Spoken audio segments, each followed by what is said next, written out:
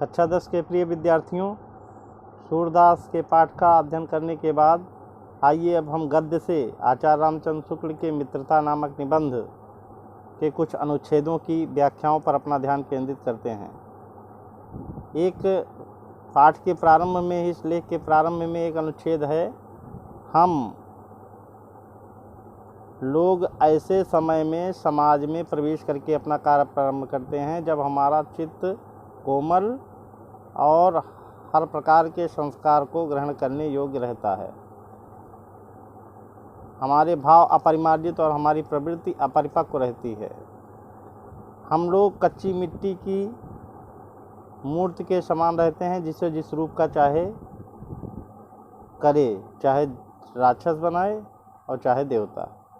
यहाँ पर शुक्ल जी ने कहा है कि जब कोई युवा व्यक्ति समाज में निकलता है बाहर अपने घर से, तो उसको सबसे पहले अपने मित्र के चुनाव पर उसकी समस्या आती है, और जैसा मित्र होता है वैसा ही उसका जीवन बनता है, क्योंकि अभी वो किशोर है और किशोर का जो चित्त है, मन है, वो अभी कोमल है, सभी प्रकार के संस्कारों को ग्रहण करने योग्य है। अभी उसके सीखने का समय है, उसको सीखने की योग्यता उसमें रहती है।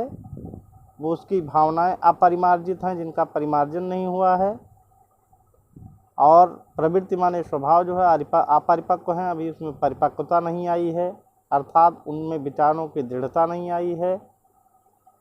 तो जब अगर वो कहीं रहेगा तो कच्ची मिट्टी की तरह रहेगा। जैसे कुंभकार कच्ची गीली मिट्टी की मूर्ति बनाता है, उसी गीली मिट्टी का वह देवी का स्वरूप करता है, देवता बनाता है, और उसी गीली मिट्टी से राक्षसों को भी बनाता है। यदि गीली मिट्टी की प्रतिमा देवी का रूप धारण कर लेती है तो वो संसार में उपास्य हो जाती है, और वही गीली मिट्टी यदि राक्षस का रूप धारण कर लेती है कुंभकार के द्वारा, तो समाज के घृणा की पात्र बन जाती है। इसी तरह हमारे जीवन पर भी मित्रता का बहुत गहरा प्रभाव पड़ता है।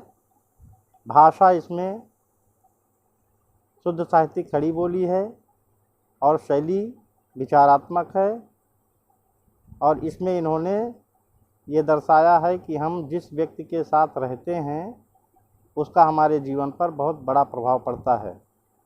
इसकी व्याख्या विद्यार्थीगण अपनी कॉपी में ज़रूर लिखेंगे।